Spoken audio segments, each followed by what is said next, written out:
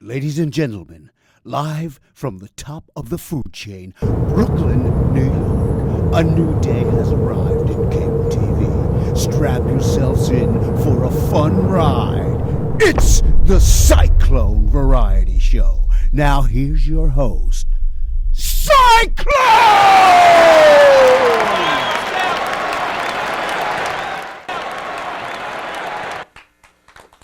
Thank you. Wow. Welcome. Thanks a lot for coming to the Cyclone Variety Show. I got some pretty big news for all of you. If they can ixnay on it, ixnay on the wedginay. Thank you. You know, guys, good help is so hard to find these days. Jesus. Thank you. Anyways, like I was saying, I have some really great news. This Saturday, the 20th of June, I am making my first ever public appearance. Thank you. Yours truly is going to be a judge in the world famous Coney Island Mermaid Parade. So Veronica, I want you in that parade. No, not showing me your middle finger. I want you to show me your fins. Show me your fins. Thank you. So it is the middle of June. People graduating elementary, junior high school, college, trade schools, whatever. And to all of you graduates, I would like to say congratulations. For the rest of your lives, it is all downhill. I'll tell you, it's about a week and a half now, and those convicts upstate still haven't been caught. You know, I think it's time that, you know, either New York or the government or whatever just goes and gets Tommy Lee Jones to find these two. I mean, what did it take him, like 2 hours to find Harrison Ford? Any sports fans here? Wow. Well, all-pro linebacker from the Denver Broncos, Von Miller, was recently fined by the team for, of all things, farting during team meetings. Talk about the price of gas going up. Jeez. The St. Louis Cardinals are being investigated by the FBI. Every other Major League Baseball team has decided to now call them the St. Louis Patriots. Of course, the Cleveland Cavaliers lost the NBA championship last night. Yes. Ha ha, LeBron stinks. But you know, there's actually some going-ons here in New York basketball. Phil Jackson, of course, is the GM of the Knicks, and now GM of the WNBA Liberty is none other than Isaiah Thomas. Isaiah now actually does want to get back with the Knicks. Phil Jackson is avoiding Isaiah Thomas the way I avoid treadmills. You know, I got to say, it's okay to laugh. No snorts. Laugh. You know, for many reasons I don't believe in true love, but mostly because executive producer Al Jean of The Simpsons has publicly come out and said, yes, Marge Simpson is leaving Homer. That's it. There's no such thing as love. If that couple isn't forever, who the hell is? Speaking of love, Locke Voorhees from Saved by the Bell, who played Lisa Turtle, just married someone she met on Facebook. You know, Veronica, I think I'm going to stop spending money on Match.com and just start hooking up with chicks on Facebook. Speaking of chicks, Jenna Jameson is now converting to Judaism. Finally, a Jewish chick I could bring home to the family. I just don't have to tell them about the porn thing. Now, It's a little bit special of a moment I'm going to have right now. Last month, my mentor, David Letterman, finally retired. And on behalf of that retirement, I would like to do my top 10 list. And I'm going to do a top 10 list of things that Cyclone, because it's the middle of June, hot weather's coming in, and let's face it, I'm fat. I don't like hot weather, okay? I don't like it because I sweat a lot, okay? I sweated triplets out yesterday. But here is the top 10 things that Cyclone likes better than hot weather. Number 10, rap music. Yeah. Hipsters. Opera, number 8. Number 7, tofu. Number 6, black people. Really? Thanks. Which? The number 5 thing Cyclone likes better than hot weather. Salad. Hey, now wait a second. I actually like tomatoes. What the hell? Number 4, New York sports teams. Number 3, Democrats. Number 2, brick management. And the number 1 thing that Cyclone likes better than hot weather, stairs. I'd rather climb stairs than deal with hot weather. All right, you all ready to start this show? Since I love bombing during my own opening monologues. Ladies and gentlemen, she is a really good musician. Yeah. Thank you. Miss Joanna Sternberg.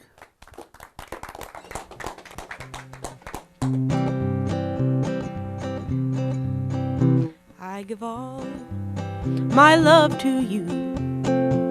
It don't matter who you are, ain't nothing new.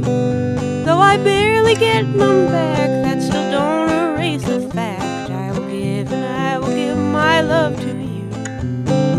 I will give my love to you. I give all my love to you.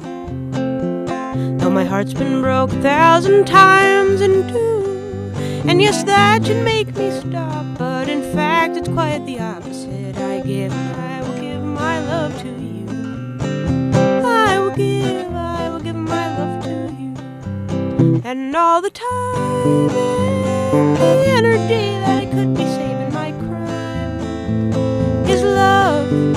And if I see your face before me in all my dreams, it's fine, just fine. Tell me how can you hear me? All the times that I helped you but you didn't see that maybe I'm human too, but what more can I do? I will give and I will give my love to you. I will give my love to you. And all the time and the energy that I could be saving my crime is love. And if I see your face before me in all my dreams, it's fine, just fine. I give all my love to you. It don't matter who you are, ain't nothing new. Though I barely get none back, that still don't erase the fact. I will give and I will give my love to you. I will give my love to you. Thank you. Alrighty. Told you she was good. Now, my guest needs no introduction, although if I didn't give him an introduction, you wouldn't know who he was now, would you? Alright, it has been a long time wanting him. You got him. Ladies and gentlemen, should I just say it? Say it. Say You know it. what? That's what we're here for, right? Vince McMahon's going to be next big thing. Next best thing is the gimmick. Right. Independent rising superstar, Mike Verna. Thank you. I'm here, right? Thank you. No problem. Looking forward to it. Okay, so outside of me, who knows? Let everyone know how you got involved in Pro wrestling? Yeah. Pro wrestling. All right. Well, it definitely started with always obviously being a fan. That's usually how everyone gets into it. I played baseball throughout my life, so it was baseball and wrestling. Those are the two things that I definitely had passions in. Once high school ended, I decided not to play college ball. I ended up coaching Madison High School, which I still do today. And I decided to say, you know what else can I do? You know, once you stop playing a competitive sport, you lose that rush, and you need something to kind of keep that rush going. So I said, you know what, I got a decent body. I could take a beating. Let's try wrestling out. So I started in 2011, I'd say, which was in NYWC, which is in Deer Park, Long Island. Great wrestling school for anyone in that area who wants to start out. I was trained by Anthony Neese and Alex Reynolds there. They gave me the start. Unfortunately, due to work, real life kicks in. I had to stop. So from anywhere from I'd say 2012 to about end of 2013, wrestling was put on the back burner for work. And then in around the summer of 2013, I met Talon. You may know him. Right. You might know him very well. And he is the head trainer at the gym I go to, Harbor Fitness. And we were talking about it, and I found that he was a wrestler. So I said, you know what, this might be my way back in. Because I didn't want to stop. That was the number one thing. You know, stopping was never in my mind, but you had to. So I asked Talon a little bit about it, and he brought me to Fighting Spirit Wrestling, the Ludus, which is on 133 29th Street, 4th Avenue. Love it. One of the best schools you'll ever step foot in the ring in. And I was actually trained by Joel Maximo, who's part of the legendary SAT, Spanish Announce team. So that's how I started. I'm still going strong, and I love it. See, now this is the difference between athletes, everybody. He stopped baseball and went into wrestling. I went to a semi-pro level of baseball, had to stop due to injury, and I found alcohol and gambling. Well, that comes with wrestling, I'll tell you right now. Yeah, but you know what? No. We'll save that for the shoot interview, right? Yeah. Afterwards, there you go. And here's the thing. Since I've seen you from day one, you have improved exponentially. Thank you. And let me ask you this: is there a spot that you wouldn't do, where you draw the line and say no? I'm just not going to do it. Well, you know what? I mean, like we were just talking about before we got on camera, the big Lucha Libre extravaganza spot where I jumped off the 40-foot balcony. That took it didn't take convincing, I'll tell you that. I seen it, and the spot was, Joel said, we're going to save it for the main event, which, I was like, all right, well, I'm doing it. So, I mean, it really wasn't something I was against, but, I mean, I haven't thought of one thing that I wouldn't do. Let's put it that way. I've been through thumbtacks. I've been with barbed wire. I jumped off of high things. I haven't been put through a table yet, but we'll see. We'll see if that changes very soon. I hope not. Because I'll tell you what, I actually had a conversation with Elena Maximo right after Talon put Joe Attell through the glass. Oh, boy. And she looked at me and she said, straight up, I told him not to do it. That's true. That's a true story. And Joe said, no, I have to. So that's where I'm curious to know is, would there ever be a limit where you say, you know what, it's just not worth it? Well, let's put it this way. Joe Attell, former heavyweight champion at the time, he's very much like Mick Foley. And if you look back at Mick Foley's career, Mick Foley was 300 pounds, wasn't really chiseled, really wasn't an athlete. Well, I wouldn't say he wasn't an athlete, but he wasn't your typical athlete, let's put it that way. And he made a very, very successful, legendary Hall of Fame career doing those hardcore spots and those high spots and putting his life on the line. So there was a space for it. I mean, like we were saying, I was an athlete before I was a wrestler. And because of that, I don't think I necessarily have to rely so much on that stuff, which I'm lucky because my career would probably be a lot longer than, going through glass and all those weapons. But Joe Attell has made himself a name by doing those crazy things. So, I mean, I can't look down on him from doing. I wouldn't like to see him do that all the time because I think there's more to Joe Attell than what he shows people, and I wish that he would be able to show the fans that because I think it would get him a lot more behind him. But everyone's got their niche when it comes to what kind of performer they are. Let's put it that way. Now you bring up, and we've talked about this about athlete. Mm-hmm. One of the first interviews I ever did in my life was with Shawn Michaels right after him and Marty Jannetty went their separate Split. ways. The barbershop window, Okay. huh? Yep. And actually, it was down on Knapp Street, where it used to be Fun Time USA. I met so many people there. And let me tell you, you know what? We probably online at the same Yeah, I time. was about to too. say. I can imagine. I was a lot smaller, but you know. And so was I. But, Sorry. Thanks. But one of the questions I was able to interview him and asking him was, because that's when the boom of UFC started, when the Gracies were dominating. Okay. And I asked him, would he ever think about going into the octagon? Okay. And Shawn Michaels, hand on the Bible, looks me dead in the face, stone cold sober, and goes, "Son, I'm not an athlete. I'm an entertainer." And Yeah. I mean, I asked one of your former employers, Joe Bellini, the same question, and he said, "We're the best athletes on the planet because we travel 300 days a year. There's no such thing as a season." yeah, there was no off season. Right. That's for damn sure. Yeah, I mean, yeah, Joey B's right. I 100% agree.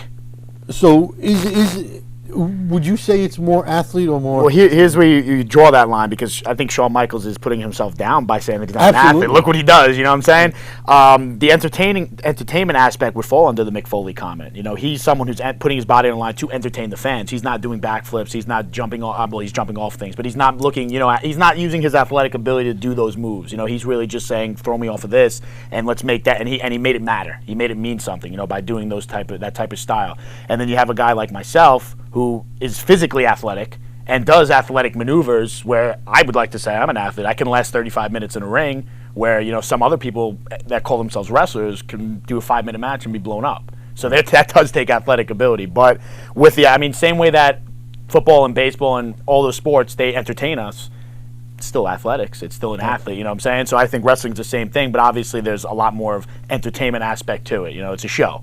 It's an athletic show. It's like the Harlem Globetrotters. They're still good basketball players, but it's a show. Right. You know?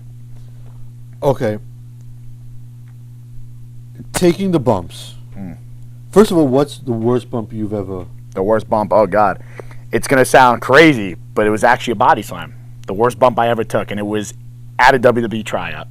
That was my worst bump. I won't get too much into details, but basically the padding of the WWE ring, considering we were in an empty arena, it doesn't make the noise that you would hear from a typical indie ring. It doesn't have that big bang, because obviously they have the ring mic'd up, so Right. you hear certain things, and obviously it's gonna dumb down the sound. So, you know, one little tackle doesn't sound like a giant, you know, big show choke slam. Right. So the person I was working with at the time, because it was so low, the sound, he decided to take a 230-pound man and slam him as hard as he can down onto the mat, which isn't what you do in wrestling. It's like a dance. It's working. You got to work together. So he dropped me on my head, and yeah, that was definitely the worst one. I mean, thank God, you know, nothing you know, serious came from it. But I had a stiff neck for a good 2 months. Good 2 months. That was Now- the worst injury. Have you had any concussions? Yeah, undiagnosed, I definitely had a concussion. Definitely had a concussion. Because 100%. I'll tell you what, I've had 11 in my life, and Yeah, I'm a loop. I wasn't walking around dizzy, but I mean, my head was rocked. It was actually at a Warrior show, and it was a 5-man match, the No Limits match, with Banks, Riley, Dirtbag Dan, myself, and maybe like Logan. I don't know who the It fifth guy probably was. was. I don't know. Maybe it was a 4-way or 5. I'm not sure. Whatever it was, Banks went up, did a moonsault. I caught him, knee right to the dome. That was it. I remember I was like, I didn't black out in the match, but I know that my lights were rung right there. Now, on that same page, someone like a Junior Seau, okay, even, you know, a Chris Benoit, who everybody compares you to. Yes.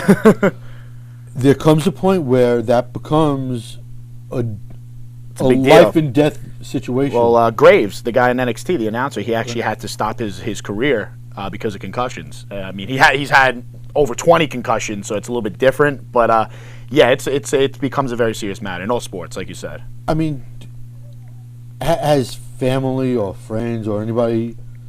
My mom's probably watching this right now, hearing this for the first time. You know, doing something in her pants that I can't say on TV. But No, man, he's good. He's solid. I'm all right. But you know, it's something that I would think that you'd have to consider, where one more to the noggin, and I might not be walking anymore. I look at it from this standpoint where I can walk out the studio right now, walk outside, and God forbid, fall off a curb and never recover from that, or hit by a car, or something like that. I don't want to say it too much, but so that can happen to anything. You know, it can happen in arm. You see these arm wrestling competitions on there. These people's arms are falling out their socket. You know what I'm saying? I saw it completely shattered. So I mean, you're looking at a schoolyard game that can permanently, you know, really damage your arm for life. So I mean, it can happen with anything. Do I think of the risks? Of course, that was the major investment you think about when you get into wrestling, into the ring. Your first bump hurts you, and you're like, wow, am I going to do this for the rest of my life? But you got to get used to it. You learn how to protect yourselves. You trust the opponent a lot more. Over time, you see who trusts you, who you could trust. You put your life in the other person's hands. It's called professional wrestling for a reason, and the term backyarder, that exists as well, because those people are not trained. Any professional that would ever wrestle a backyard wrestler, they're asking for it. You know, they're asking for God knows what can happen. When you're a professional, you trust that other professional. You put your life in that other professional's hands, and they're there to make sure you're not hurt. If that person does hurt you, they should maybe start thinking about something else. Now let's go over some of the list of people who I've seen you seriously battle. No, wrestle my ass. Battle. All right, there you go. Go to war. Huh? Okay. You and Riley. Yeah. Go to war, baby. Okay. Me and Riley, forget about it. That was a feud. That's what wrestling's built on, right there. Okay. You and Talon. Mm-hmm. You and Attell. I might as well. You and Ian Alden now. Yeah. And that motley crew. I mean, the end. Who's the favorite one? Well, you left one person out on that list that you might have not seen so many of the matches that I've had with that person. But the reason why I put him so high on that pedestal is because my first programs, or storylines for that matter, in the business, I worked very exclusively with this guy, and that's Malice Oceans, who took a little bit of a hiatus from wrestling. And his in-ring ability and how crisp he was at his age, he's like 19, 20 years old right now. And when I first started, I was about 21, 22. So, you know, the fact that we had that chemistry, and he was able to kind of guide me through those matches. He gave me all the confidence in the world as a greenhorn, let's put it that way. You know what I'm saying? And he really got me a lot of self-confidence in what I could do in the ring. He pushed me to my limits. But in regards to feud-wise, it's definitely Riley and Talon, top of the list. Because, Riley and Warriors, we did at least 10 months. And every single match meant something. I remember we had stars on the card, and people were looking forward to the Riley Verna match. They were waiting. You know, and the fans bring their weapons match. I don't know if you were there or not. That was my last Warriors show, and I remember the match had to get cut a little short because Riley took a nice beating. I might have lost, but I gave him a nice beating. He wore the infamous Crimson Mask, and if you go back and watch that match, when we shook hands at the end, the fans were on top of it. They were standing ovation because that was the payoff for them. They turned around and said, you know, this is what we sat through for 10 months, and it finally came to a close. And then you have on the flip side with Talon, where it was Mega Babyface versus Mega Heel, the clash of the Titans at the big show. Good guy goes home champ. That's the way you look at it. I will say this about Talon. Does he ever smile? Well, he's a good guy now. He changed his ways. He changed his ways. Yeah, you may see some Talon smiles in the future. I mean, because I've been talking to a couple people, and I'm like, if he smiles, would his jaw break? He's got the beard to protect him, so he's all right. You know, now, just out of curiosity, you know, is there a Mrs. Verna? Yes, there's a Mrs. Verna, the little woman of steel, I suppose, right?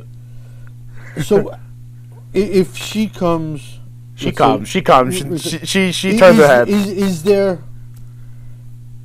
Okay, because here's the thing, and I'll say it. Well, here's the funny thing, because she's a nurse, so she's usually the first person who gives me the quick check, make sure I'm still seeing straight. So she doesn't have any quivers about it, because I'll tell you what, Courtney had problems with, you know, Jason Cross. Yeah, you know, I think Courtney was fresh to it though. She didn't know it. You know, Lisa, her name is. She's obviously, everyone in the '90s have grown up watching wrestling, so I think they had, and I think Courtney's from like North Carolina or something like that. So who knows what she was watching over there, but yeah. So I mean, her brother is a wrestling fan. She grew up with my former manager PJ Stackpole, who obviously is a pretty big wrestling fan. So she knows what the business is. She knows the business. But it's just like that. It's like anyone, my friends, my parents, her, whoever we're sitting there, you know, they see that stuff going on to me. Obviously, it's awesome because it's kind of escape reality for a second. If you watch clips of my matches and you see some family in the front row, you'll laugh. You'll get pure entertainment out of it because they're animals. They don't know. They're either booing the guy that I'm facing or my mom walks out. She leaves. She leaves every single time. Well, I'll tell you what. I know one time where she didn't, and that's when you fought Talent and you. At the church? Yeah, when you got yourself the title for the first time. Yeah, it was awesome. And I think Talon walked out soaking in Budweiser. And beer. I mean, they had Modelo's there. Who knows what they had? $2 beers. He was soaked in them. I'll say what it was. It was completely dangerous on that level, because the first thing that went through my mind was, okay, he's soaking wet now. Your whole entire. And first of all, I gotta say this about it. That night, the biggest pop I've ever heard. I appreciate that. At an Indy card, period. And I've been to enough of them now. The building and camera shook. Okay. Let's put it that way. And it goes to one of your former people who you've battled with, in Riley. Riley just won Warriors Championship. Mm-hmm. Well deserved. And he absolutely. And he had a pop. But it seems like no matter where the two of you guys are, no matter who's on roster, it's the two of you that always get the biggest pops. He has the pop in Staten Island. You have the pop in Brooklyn. Honestly, that's. I mean, the fact that we were able to go water like that for 10 months shows a lot. You know, I think the future's bright for both of us, and I think that feud will continue somewhere down the road, maybe on TV. That's a challenge, Riley. You know what? Let's sign that contract right here. You know what? Send it to Vince. Well, speaking of, what you got the call from Vince? Yeah, I got it twice. Yeah. So what was that like? Well, it's funny because I used to intern at WWE headquarters last year. I was a social media intern, so the first time I ever met Vince McMahon was actually in the gym downstairs. So Vince's trainer is he keeps an eye on the gym. He runs it throughout the day, and I got a little insight when Vince happens to walk in. So obviously, you know, I made sure I was there for that moment. I went down, and we were working out around. The gym closed at 9, and Vince is always ready to work out at 10. So the door opened, and I saw Mike, who the trainer, he ran into the other room and put a rock shirt on. So like, I was like, "You're not just in that to me." He goes, "Shh." And there he goes. He walked in, the typical strut, exactly how you walked in, said, "I'll be 10 minutes." Looked at me and went like this, "Got a good build, kid," and walked right into his massage room. So that was the first time I met Vince. Now, when I did TV and I did the tryouts, Vince is a whole different animal because, you know, obviously in headquarters, believe it or not, even though the man works, everything you hear about Vince, his work ethic, the man was walking in at 10 o'clock at night, fully in his suit, only to get a massage while he still had to do more work, and then work out, and then go home at 4 o'clock and do the same thing the next morning. So his work ethic it's not fake, it's legit. So when you see him at TV, it's a totally different animal. You know, obviously he's in a beeline right to the office, sitting there and everything like that. But it was awesome. It was an awesome experience. And I was just telling a friend of mine the other day, you know, Dusty has just passed away. And I was happy that even though I wasn't able to work with him, I was able to meet him in that environment. Right. So, you know, you were able to really, you know, get a feel of a lot of the workers there and a lot of those superstars right now. And you see what they do and what their stories were like for them to get to the big time. And you see that it's extremely possible. It's extremely possible. It's extremely humbling. It's awesome. It's awesome. Just makes you want to work that much more harder. Now, would you prefer tag teaming, which you've done a lot? But they go, yeah, it's my man. Who got screwed? Let's say it now. He got screwed. Got screwed. How he got cut out of Tough Enough? I think it's a travesty because that man is reality TV. There's 800 storylines between him and Zack Ryder. I got nothing. I have nothing to say. You turn on him like a Zabisco San Martino sort of thing? That easy. And not if you look at the cast now, no disrespect to any of them, but Patrick Clark, I actually met in Maryland Championship Wrestling. That kid is going to go far. He's been wrestling for about a year. He's got a great build. He's very young. Him and I'm not sure the other guy. I was watching the special today, but they call him the Yeti. Those are my two favorites to win it. But if you look at everybody who did try out, it's clear that it was a reality show. Half the guys didn't wrestle. They didn't have the experience as a wrestler. And I think what hurt O the most is that he's a bona fide wrestler. And as much of a TV personality as he is, and as much as he belongs there, maybe they didn't want a wrestler, or maybe they didn't want a wrestler that knew how to wrestle. Let's put it that way. You know, reality TV, you don't really see. You wouldn't see the Young Bucks on Tough Enough, or you wouldn't see real indie guys or real wrestlers on Tough Enough. That's the way I look at it, and I think that's where he got screwed. Now let me ask you this: I'm going to do something a little off color. I don't want to freak anybody out. In the control room, I wouldn't do that. Oh boy. Would you mind taking a question Yeah, from someone? definitely. That's fine. Cool. One of you cameramen has to start moving because my body's going to move. Come on. Come on. Come on. Anyone wanna? Oh, jeez. You let him in. I'm sorry. Um, Wow, is this still going on? Variety show. Is this on?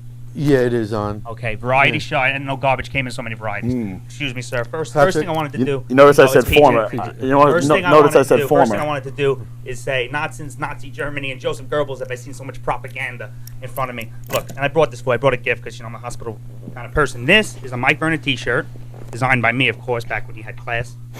And I want you to have this because pretty soon, sir, this is going to be a collector's item. Because on June 27th at St. Patrick's Church, Bay Ridge, Brooklyn, Mike Verna will be entering, and you'll get that table spot you want so badly. Ian Orwin will be happy to put you through a table, sir.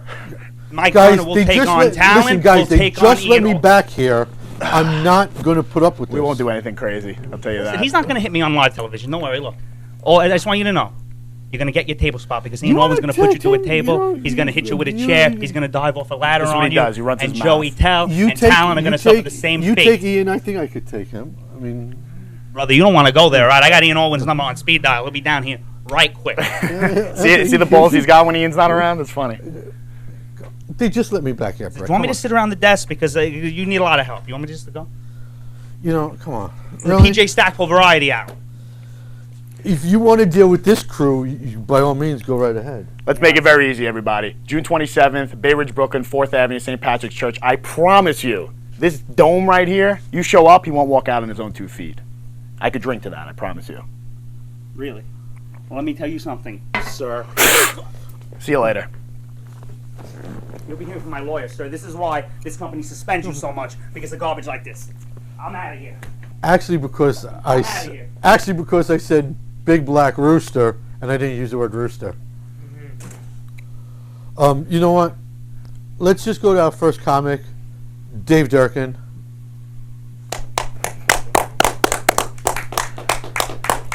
Wow, hey, I just got divorced. Hey. Oh, boo. Give it up. Yeah, no, it's good.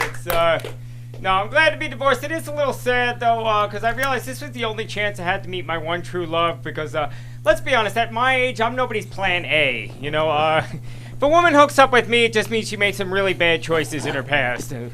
Basically, if you have your stuff together, you're not screwing me, is what I'm saying. No, it's the day that my wife told me she wanted a divorce, I found out right away that old saying about misery loves company is totally true, because I saw this couple, they looked real happy together, and I said, well, that's not fair. Why should they be happy? Well, I'm divorcing my wife, So I went running up to them and I went, hey, remember me from the gangbang? And then I just ran off and I left them to argue over who it was I recognized. It's the kind of thing I like to do. Yeah, though it's tough dating these days, though, It's tough, because now everyone has the internet on their cell phone. Like, have you ever noticed you can't have a conversation anymore without someone being a fact checker? Like, that's like a pain. Like, you're at the bar, you throw some BS line at a girl, you're like, yeah, I used to be a roadie for Bon Jovi on his New Jersey album tour back in the 90s. Now there's like a Bon Jovi New Jersey roadie Facebook group, and the girl's like, I don't see your picture there. To go, what I meant to say was that I used to drive the limousine for Motley Crue. What car service did Motley Crue use? I mean, I once sold a dime bag to Axl Rose. Wikipedia, list of Guns N' Roses pot dealers. All right, you got me. I answer fan mail for the Wiggles. Still in the business. Oh, no, it's tough. I kind of knew from the beginning, though, it wasn't going to work out with me and my wife, because she was, like, way out of my league. Like, to give you an idea how out of my league my wife is, she was 9 years younger than me. There's one night we were together, she's like, oh, you're so hot. And I was like, God, where were you when I was in high school? And then I realized she was in the 3rd grade. So, probably best we met when we did, is what I'm thinking, And I know what you're thinking. How did this loser get a woman 9 years younger than him? The truth is that she brought baggage into the relationship. She had a 12-year-old son. It was weird, like, being thrown into the whole father thing in the middle of the game with a 12-year-old. Like, we're out one day, and he's like, can I get that new Call of Duty game? Call of Duty for Xbox. And I was like, yeah, sure, I'll buy him crap. I got to do something to get him to love me, And And we go in there, and a guy behind the counter, he's like, this game is rated M. That's M for mature. How old is he? You really think he's old enough to be playing this? And I go, what is this? I'm trying to bond with my stepson. I got to deal with this loser at GameStop passing judgment on me. So I decide to mess with the guy, and I'm like, no, it's cool. He likes to play it when he drinks. But, no, I'm just kidding. He doesn't drink. I drink.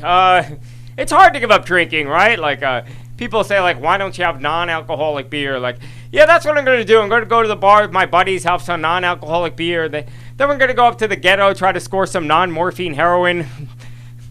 But, no, I'm glad. He was a good kid, though. He's a good kid. He's not like me. I was an idiot when I was his age. I was no good at school, couldn't handle all those classes, like English class. They'd give you those things like, we'll give you a word, you put it into a sentence. It'd be like, accosted. This shirt accosted me $10. Fetus. It took 10 pizzas to feed us all. Canopy. I can't find a bathroom. Canopy in the bushes. My parents actually messed with me, though. They sent me to Catholic school where they have the nuns teach you. And church always tells you the same thing. Like, they became nuns because they got callings from God. Like, why is it God only calls women that no other man will call? What is that about, But they love Pope Francis, though, my family. They love Pope Francis. And I gotta admit, he said some cool things, but I think they would have loved him no matter what, because before they picked him, they were talking about having the first ever black pope. And my family was, like, freaking out, because they're Catholic, but they're Irish, so they're racist. And and I was like, well, who cares if there's a black pope? Like it's still going to be like a cardinal or something. Like, what do you think's going to happen if there's a black pope? Like, noon mass is going to start at 12:15? They're going to start calling the Virgin Mary God's baby mama? Going to start using malt liquor to represent the blood of Christ? One good thing I think would happen is it would finally be the end of the whole pedophile scandal, because you don't hear about black guys doing that too much, right? So at last the children would be safe. White women with fat asses, not so much. I think that's my time? Yeah. That's my time. Thank you. You guys have been great. Thank you.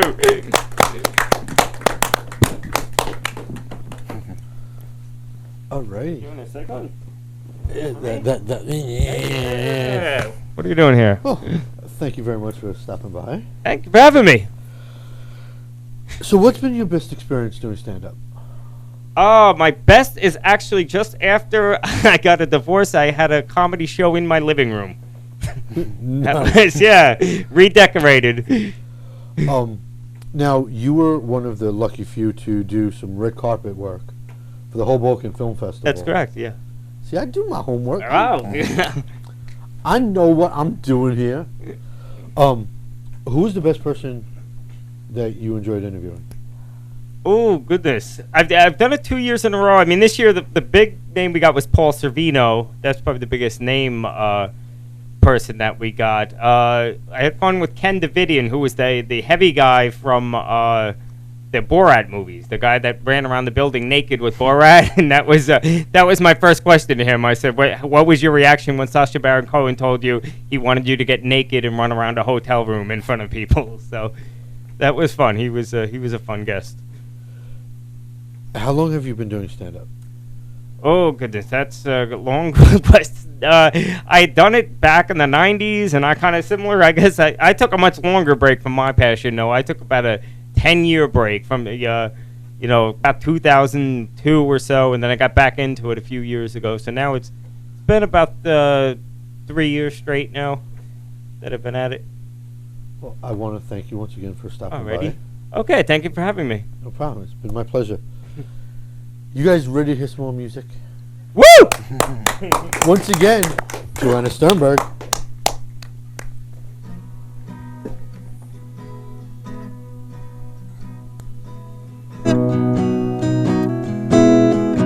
I'll make you mine.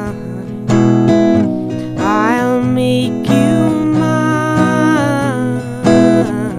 I'll make you mine, though it will take time that I have lost.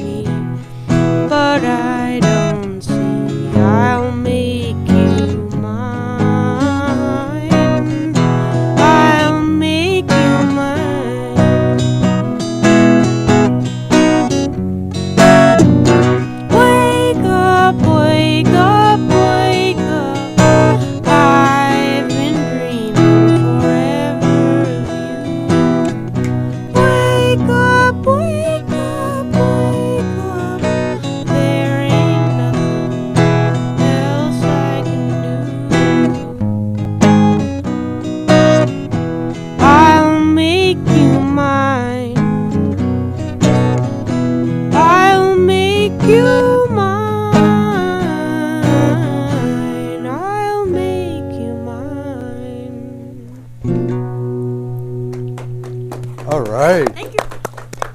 No, don't go away. Don't go away. No. Don't run away. I'm not that ugly. So, let me ask you. You play a multitude of instruments. Oh yeah. So, which is your favorite that you play? The one I know best is the upright bass. So maybe it's my favorite because I know it the best. What would you say is the hardest that was to learn? Piano. Really? I think. Now, when you're coming up with something musically, is it lyrics come first for you, or is it, the music comes first and then you just come up with lyrics afterwards? Usually the music is first or they come together. Really? Is there like time-wise, how long does it take to come up with something? Like to write a whole song? Maybe like 15 minutes. It just happens. See, now that's talent, because it would take me a day and a half to write an opening monologue that nobody laughs at. Now, besides being a musician, you're also a really good artist. Thank you. Thank you. So, where did that talent come from? I just always like to draw, so it's really fun. Good and humble. See, now that's where it's at. Well, I want to thank you. Thank you. Cool. Now, you can see our headliner, hear our headliner. You know what? At this point in time, I don't know what senses are anymore. Every Friday, TGIF with Tom and Laura. Here's one half of that tag team, Tom Rago. Thank you so much, Cyclone. Thank you. Thank you, everybody. Come on, let's hear from you a little more. Come on, fantastic. And thank you for all the people, the tens of people that are watching at home. Thanks so much for watching. Now, normally, I like to bring my mother to a lot of the personal appearances that I come to, but she's not here this afternoon. So let's talk about her, shall we? I have to tell you about my mother. I have never met someone negative and positive at the same time. You know what I'm saying? Because she comes to a lot of the performances, like I said, but then, and she's there, and she claps, and she applauds, and she pretends like she knows where she is, because she's 85, and you know. But then, on the way home, after the show, it goes something like this. You were really funny tonight. But last week you mentioned me 8 times in your little comedy act. Tonight, 5 times. Are you sending me to a home? Are you? And that's the topic of every conversation is the home. Are you going to a home? I don't want to go to a home. The woman upstairs went to a home. You're a homo. Home. I don't want to go to a home. And the fact is, let me just tell you, that she's never going to a home. Yet. But because literally, she has literally outlived every single person that she's ever met. Mother, father, sister, brothers, a couple of husbands, a couple of kids. I'm afraid to make a false move around, you know what I'm saying? Between the high blood pressure and the diabetes and the excessive sweating and the thyroid, I literally could go at any moment. And then, bang, Mama Ragu strikes again. Hold for laughter and applause. The people at home are dying over this. It's comedy gold. So I have this dog that I rescued. He's one of those little designer dogs that they make in the lab with love. You know, like a puggle and a labradoodle and a snickerdoodle and a. So he is so his name is Pete Ragu, and he's very, very sophisticated. I mean, he's got his own Facebook page. He's got his own page on Dogbook. Do you guys at home know about Dogbook? Let me tell you. Dogbook is the Facebook for dogs. And I just have to know how this little guy has more friends on Dogbook and more events to go to than I do. I want to know exactly how that happened. So he's a very sophisticated dog. He's a half Yorkie, half Bichon Frise. And I rescued him from a neglectful situation, and so I bring him home, and of course he's trembling because he has no idea what's going on. Although I do like to think that when he saw me, he said to himself, "Look at the size of him. I'm going to eat good for the rest of my life." But so I bring him home, and he's trembling, and so I bring him home, and I say, "Take a look around, little Pete. This is your forever home. I want you to feel comfortable here, and I want you to take a look around at your home. This is your home." And so he looked around, and he walked into the bedroom, my room, and he looked around, and you know what he did? Peed all over the floor. Like, let me just tell you something. I was never so offended all my life because that's my room. I peed in there first. I also peed a circle around the refrigerator and the remote control, but that's a whole nother story for another day. So I took little Pete to the vet, as one does when you have a dog, and so they said, "Why don't you just put him on the scale?" Which always makes me nervous. Anytime somebody says, "Hop on the scale, get on the scale, do you want to go on the scale?" It's very, very casual at the doctor's office. Hop on the scale. Right away, I like to say, "You first. I'm not going on the scale. You want to figure out. You want to know how much I weigh? Pick me up and find out." So, but I put him on the scale, and right away the technician said, "Oh," which is something that you never want to hear when you take your dog to the vet. You never want to hear "oh" when you go to the doctor's office, when you take your dog to the vet, or when you go get a haircut. Like, you go get a haircut, they turn you around, and then they go, "Oh." You don't want to hear that. So they said, "Your dog is a little overweight. He has to go on a diet," which really made me furious because now he's competing for me, and like, I don't know what to do. 2 pounds overweight, by the way, which I didn't think was that bad because I don't know about you. I had 2 pounds for breakfast this morning. It's nothing. So, ladies and gentlemen, thank you so much for watching. You can now tune back into ABC News or Nashville or whatever it is that you're going to watch. My name is Tom Ragu. Thank you so much.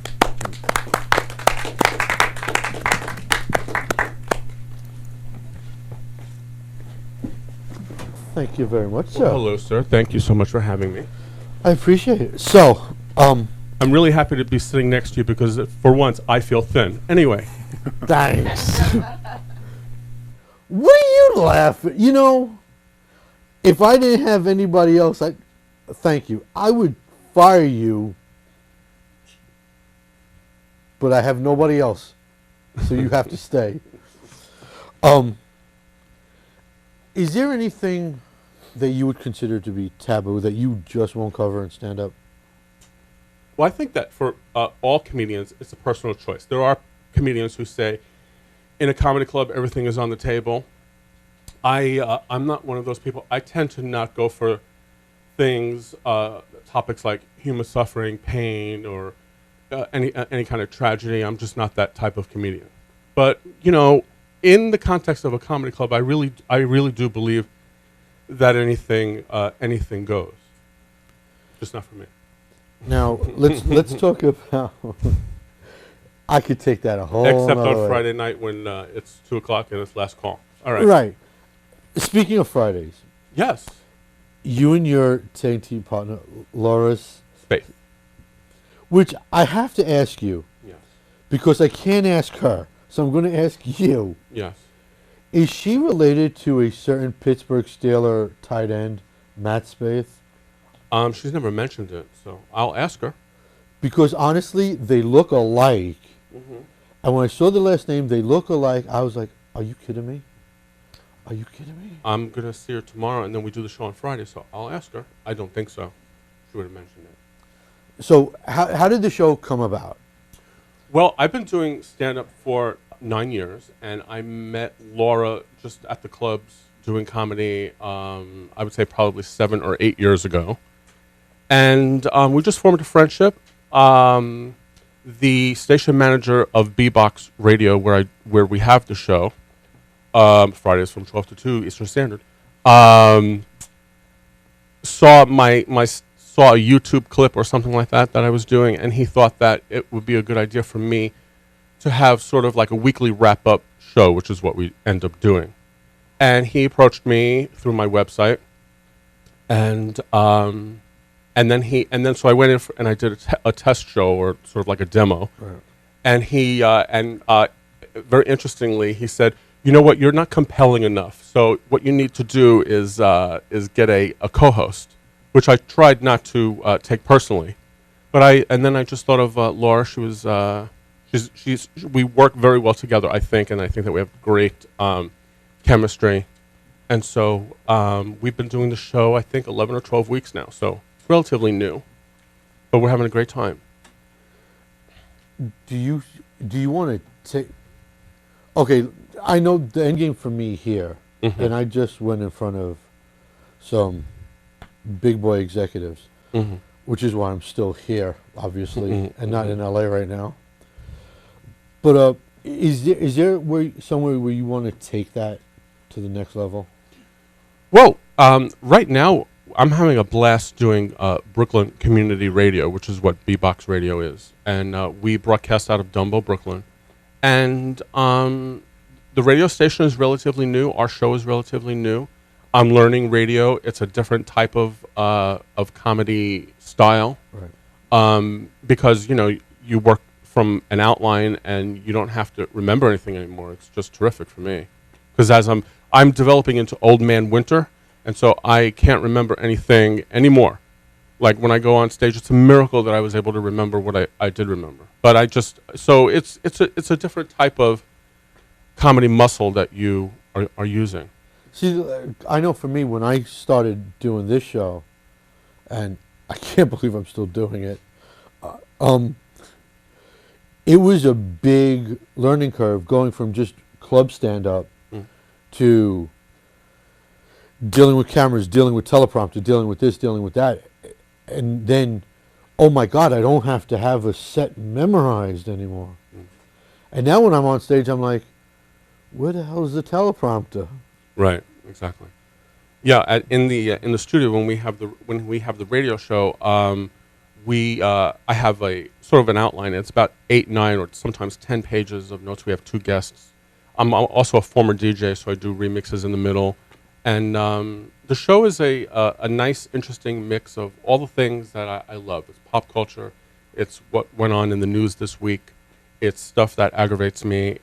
We talk, Laura and I talk about what went on in her week, what went on in my week. And then we have an in-studio guest in the first half of the show. And then we have a musical break, about 15 minutes of, a remix that I've done. And then we'll have a second guest, usually someone completely different than the first one. Like, very rarely we'll have 2 comedians on. We've had a marriage therapist on. We've had authors. Marriage therapist actually thought that we were an old married couple just by, he had listened to a couple of our shows, and we just sort of get along like an old married couple. And the email that we get from the listeners, which amazes me that people are even listening, but people listen, and they were writing in, and everyone seems to be on Laura's side when we have differences of opinion, let's say. I wouldn't want to call it an argument. Well, so they write in and they beat me up. Well, Why am I shushing Laura? Right. Laura. Everything's about Laura. Suddenly, once again, if it's not Mama Ragu, my mother, it is Laura Spaeth. I am the sidekick in my own show. So that's wonderful. We'll see. You're the star here today. Oh, thank you so much. Thank you for having me. Thank you. Thank you. So that's going to put a wrap on this little bun of a show. But I do have some notes I have to go through. Once again, this Saturday, Coney Island. Hopefully it's not going to rain, because I am judging the Mermaid Parade. Once again, Veronica, my lovely stage manager, I want to see your I did it again. I want to see your fins. Thank you for that. I want to thank the Warren County Craze Girls Softball League for their contributions. Oh yeah. I want you guys to all like the Cyclone Variety Show on Facebook. Check out CycloneComedy.com. And, oh yeah, normally I don't like plugging next shows. I like to surprise it. This time I'm going to lay this little bomb on you guys. Next month, July 15th, sitting right here in this seat right here, will be a two-time. You like that? Is he a three-time? No, you said Oh. World Series New York Yankee champion. Gonna be here. Can I tell you who it is? Nope. You're gonna have to either come here in studio like I want you to be, or you're gonna just watch me on TV. Until then, America, I am Cyclone saying, stay humble, America.